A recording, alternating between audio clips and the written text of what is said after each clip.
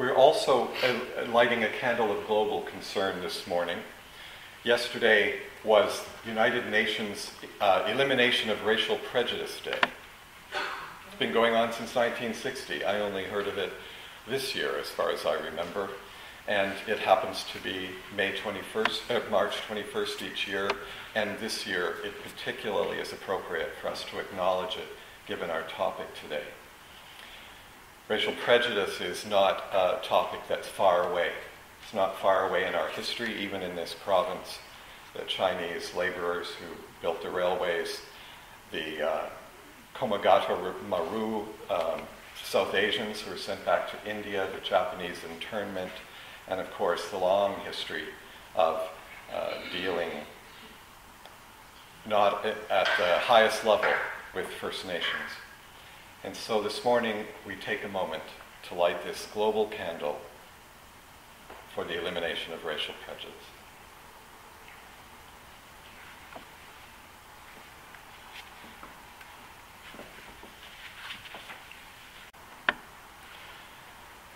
And now, Leslie is going to read some words from Chief Robert Joseph for us.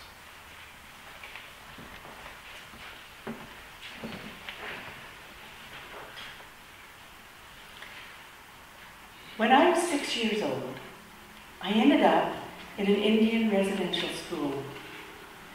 I spent 10 lost years of my life there. The only language I knew was Kwakwala.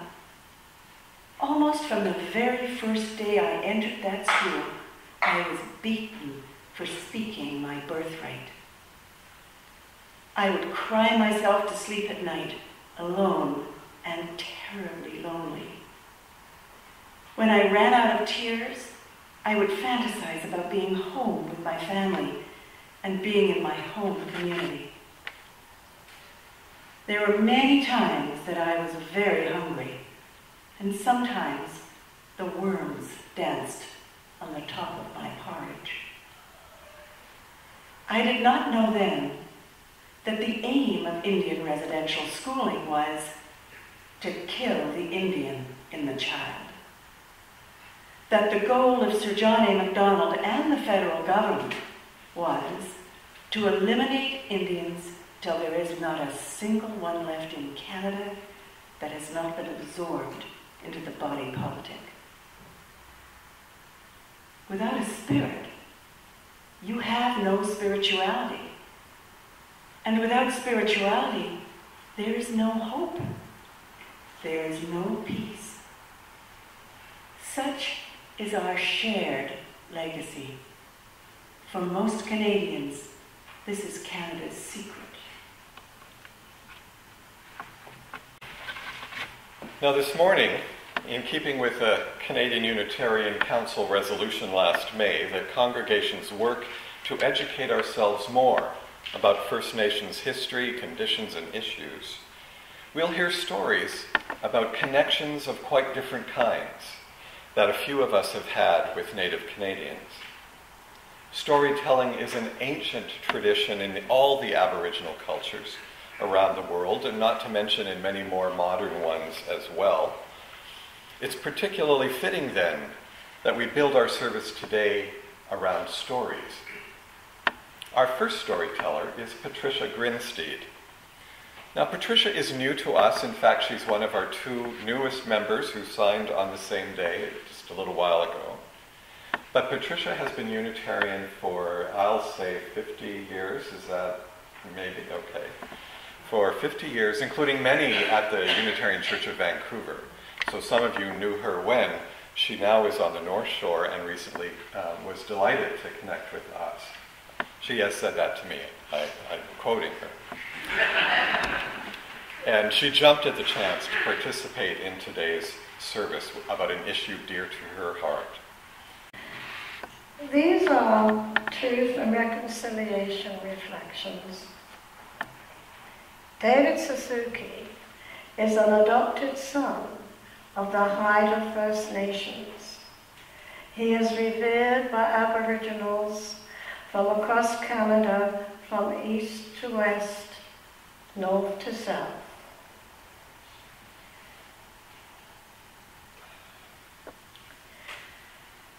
Suzuki elders were invited to attend their Truth and Reconciliation Dialogue Workshop in Vancouver, August 2013.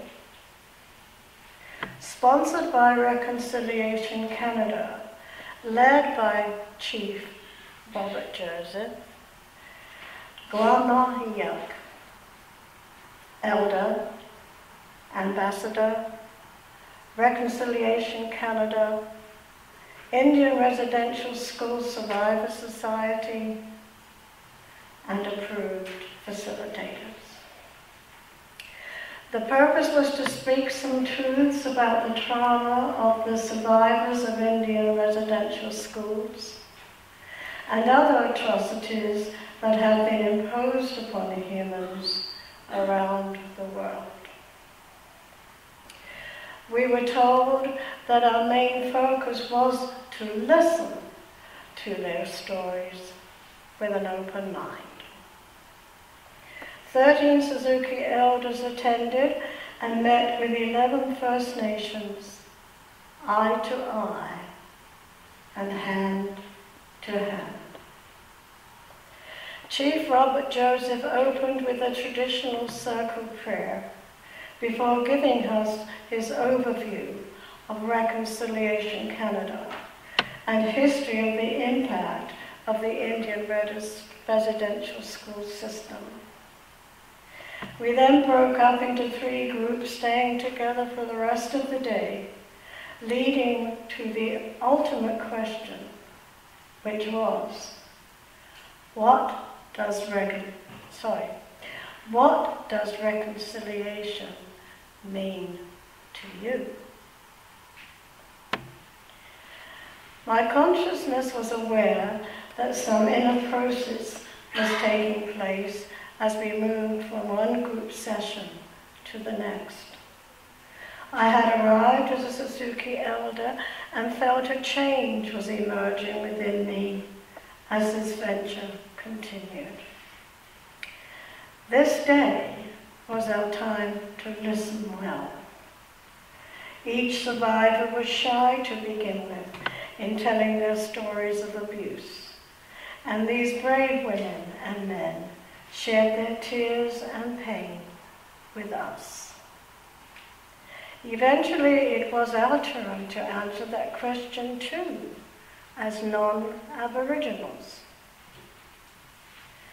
sending me deep into memories of being born in poverty, lacking in adequate education, and how we survived years of economic oppression affecting the whole family, combined with memories of existing in the lowest strata of the equally oppressive social structure established by the English upper-class discrimination system that victimized all who were living in the East End Dockside of London.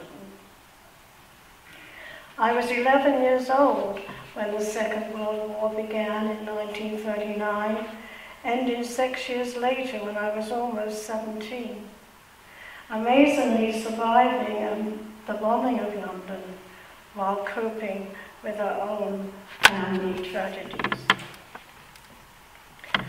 By the time it was my turn to speak, I was enlightened to say, although I cannot in any way compare my painful stories to yours, I do know what it feels like to be oppressed and discriminated against. So in effect, our feelings are the same. The details are different. So to qualify that claim, I shared with them some of my experiences. This reaction seemed to create a breakthrough in our group dialogue. At certain times throughout our 2-day workshop, we would reconnect in the larger group in sharing sacred space. We were assigned homework to prepare us for the next day to examine the concept that reconciliation begins with me. The story seemed to flow much better the second day, while coming to realize that we have to reconcile ourselves from all that has grieved us. And from that we can work on our forgiveness.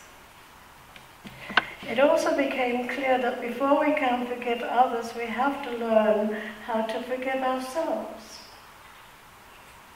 I shared with them some of my insecurities and inabilities, saying it's not an easy thing to do. Two others in our group talked about their need to forgive. We reconvened for reports from the 3 groups to share our findings relevant to each discussion. These groups were different from each other in various ways, but one thing they had all discussed at length was the spirit of forgiveness. We had also been asked to discuss what can we do as individuals? What can we do as a community for reconciliation? The closing. Chief Robert Joseph, leading the large circle, speaking to us in a most beautiful way, wrapping up the dialogue workshop with grace, said in his final direction, I want each one of you to find one word only, which epitomizes everything you have experienced these last 2 days, what you have learned, discovered, or has changed you in some way. So we shared our thoughts within the circle for the last time. Each one chose their word, giving their reason for it. Standing in that circle and the last person to speak, I said, my word is respect. I go home with a much deeper respect for First Nations. Also with respect for all of us who dialogued here. Yes, we can work together for a healthy environment, and we are beginning to do that. There will be other issues we can work together with as well. Chief Robert Joseph's one word was hope, saying that many dialogue workshops up to that moment had been different. He praised us for the work we had done. With the potential and promise of our group, he felt there was good reason to hope. Conclusion. Reconciliations can lead us to where we can start a new beginning, empowered with the freedom to act if we so choose to do. This dialogue experience was both sacred and powerful.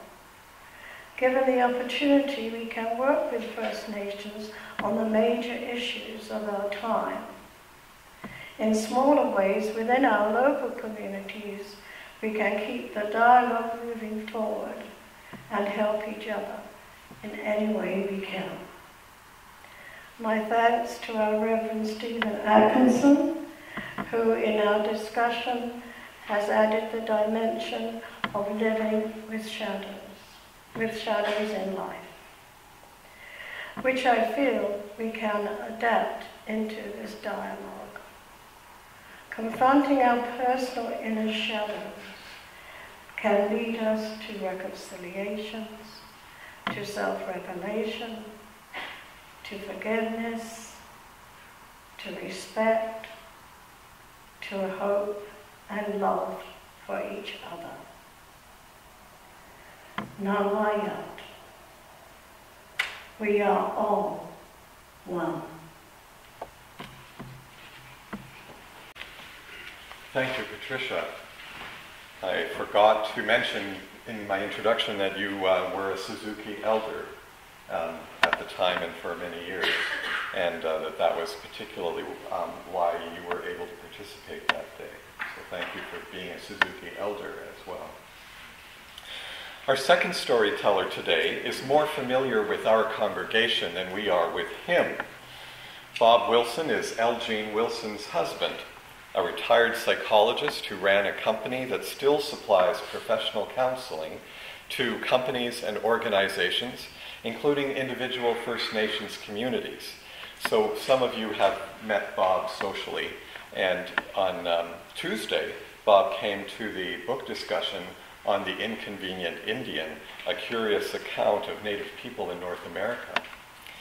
And while there, Bob shared with us a number of stories of his experience serving First Nations, but one of them stood out for all of us, and I've asked him to come and speak it here today to tell us again this morning. It's a story about our own province. Bob. Thank you. Thank you, Stephen.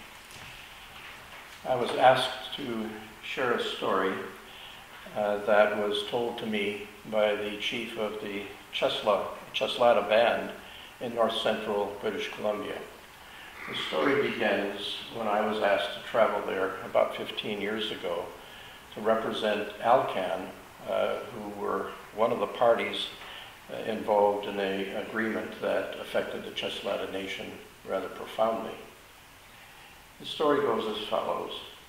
In 1950, the federal government, the provincial government, and Alcan arrived at an agreement which would entitle Alcan to have access to all the water rights in north central British Columbia, particularly those coming out of the Nechako River. For those of you who know geography, you know that the headwaters of the Fraser River are in fact the Nechako River. They were empowered to build a 900-foot earthen dam, the largest at the time in Canada, and that blocked all of the water entering the Nechako River, and in fact is still a dry canyon. The backup of that river eventually covered 200 miles west over to the Gardner Canal and to a town called Camano, where Alcan was able to generate power that would ultimately feed the Kitimat smelter for aluminum. This covered some 328,000 acres of country that had previously been virgin forest, none of which was depleted or cut down in the process of the 4 years it took for the Nechako Reservoir to fill up. In doing this, there was an additional dam required, also on Cheslata land, called the Murray Dam. The Murray Dam ended up flooding the Cheslata River, and here the tragedy begins. The Cheslata River is a river that the Cheslata Band, in fact, had lived on for close to 10,000 years, and there were 200 families actively living on this land at the time. As the river rose rapidly behind the Murray Dam, a much smaller dam than the Kenny Dam, by the way, Cheslata Lake was beginning to be formed. But it rose so rapidly that the Cheslata Band were given 10-day notice to, in fact, abandon their homes and their environment that they had lived on for centuries. They weren't given any assistance in moving. In fact, were told to simply get out and move 30 kilometers to a rapidly established tent camp. The families grabbed what they could, those who were willing to leave, and abandoned their homes as the water began to rise around them. They had wagons, there are no roads, this is wilderness, and they eventually found their way as best they could to these tents. Several of the members refused to leave and did what they could to, as it were, stem the tide of the rising flood. However, obviously this wasn't going to work. But they housed themselves in the local church as the water began to rise. Loggers from Alcan had been asked to burn down the homes that were there before the water engulfed them, which they did. On a rise just above the town sat the church and community center, and just below that, the cemetery. As the water rose and the few men left in the church stood guard, as it were, with the loggers standing outside the church telling them to get out. The coffins began to pop up out of the ground. And the remains of the Cheslata people were floating in the water, and these people had to then go out and do the best they could to recover the remains and to get the coffins back, at least onto land. Keep in mind they had at this point in time literally hours to evacuate the area as the water was rising. They didn't obviously complete the job, and in fact there is still evidence of coffins found along Cheslata Lake from time to time. They ultimately had to leave the church when the loggers began to chainsaw the structure down, and before they could, rather than risk their lives, they obviously left the church quite humiliated. The loggers subsequently destroyed the church, burned it to the ground, and left also. It now sits 30 feet underwater. They moved to an area near Francois Lake, which is about 30 kilometers away from their original homes, and there they stay to this day. I was asked by Alcan, 45 years after this event occurred, to accompany one of their senior executives and to go into the then Cheslata head office, which was in a Quonset hut, and engage in an apology on behalf of Alcan. By the way, it was stressed to me I was not to use the word apology. My role was rather to assist them in trying to think of ways that Alcan could contribute some financing to assist them in building some kind of economic structure. We ended up with a period of time with the chief obviously telling me this history, and indeed being given a helicopter tour of the area where this all happened. It still is quite a tragic sight, and you can see that there's little evidence of the village any longer existing. After we finished with that meeting, I was asked to file a report. The report was designed to, of course, establish some kind of economic future for them. My role was to see if they could, in fact, develop an alcohol rehabilitation program, because many of their members, in fact, had taken to drinking rather heavily, something they had not been doing prior to the flooding of their territory. Regrettably, the establishment of such a facility would have been really quite impractical in terms of even funding it, let alone finding anybody who would go up there and service in that remote area. But we were able to figure out a way to build a sawmill, and they were given the rights by Alcan to begin to cut the forest, the virgin forest that was underwater in Utsa Lake, which is part of the 200-mile reservoir that I described. If that was the end of the tragedy, it would be something that we could all try to come to terms with, as they have tried. Regrettably, it's not. Today, the players are not Alcan, the federal government, and the provincial government. They are Enbridge, the federal government, and the provincial government, who have decided to build the Great Northern Pipeline from the tar sands in Alberta to Kitimat. It will cross Cheslata land. It will cross the land of 130 bands from Alberta to British Columbia. And at this point in time, the people who are making these decisions are once again not the Cheslata, but the federal government, the provincial government, and a private industry. The bands have gotten together to try to, in fact, sue the federal government and the provincial governments and Enbridge. You can imagine where that stands. They launched a $122 million suit in 2010. It never got to court, but there was an agreement that Alcan would provide for them $7 million in reparation. The amount hardly worth, in fact, being able to construct the sawmill they were trying to build at the time. This is their story, and this is the tragic history that they have had to endure and, in fact, continue to endure. At this point, we are at a position where we either can maintain our silence and by so doing in fact, give the government our consent.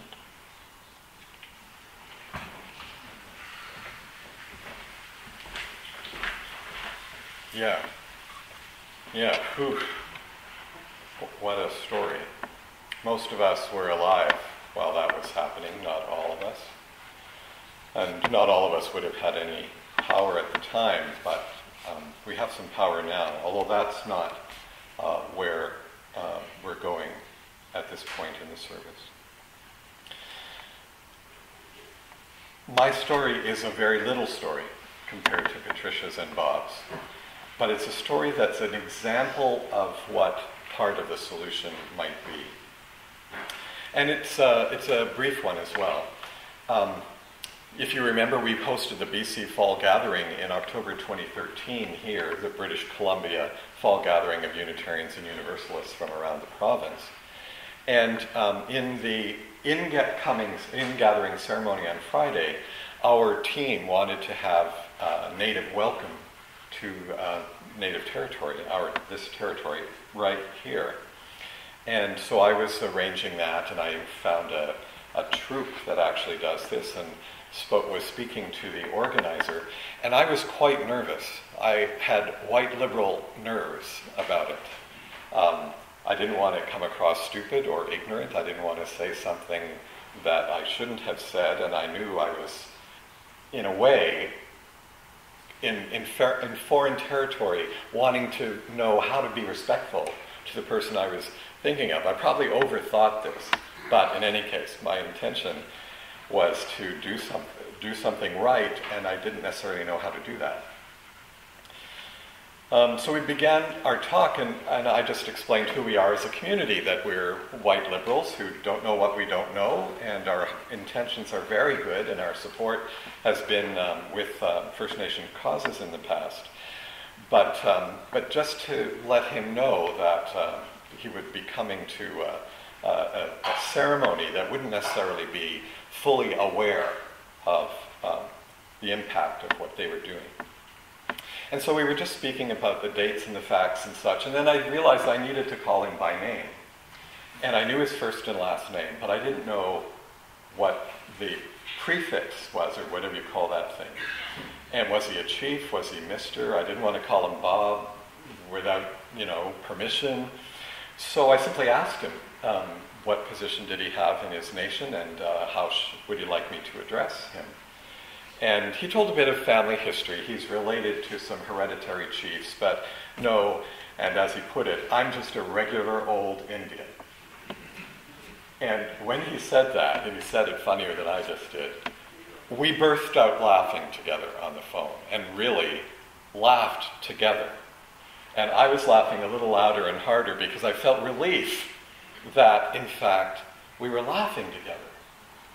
And at that point, I just realized we were two human beings. And he didn't understand me fully, I didn't understand him fully, but we were just going to do this thing together. It was so much more comfortable. And so I think when we hear stories like this, and the Truth and Reconciliation Commission, and we know that there are still active dynamics and injustices happening in our province and in our country, it's good for us to remember that the part we can play might be just as simple as reaching out and getting to know somebody.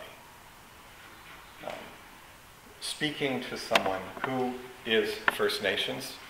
I've been watching APTN, Aboriginal People's Television Network. I've been watching APTN a little recently and realized there are a lot of First Nations people who you would not think of as First Nations people, seeing them on the street. But sometimes we do recognize people from the reserves, and they're people too. And just to remember that we can speak to them human to human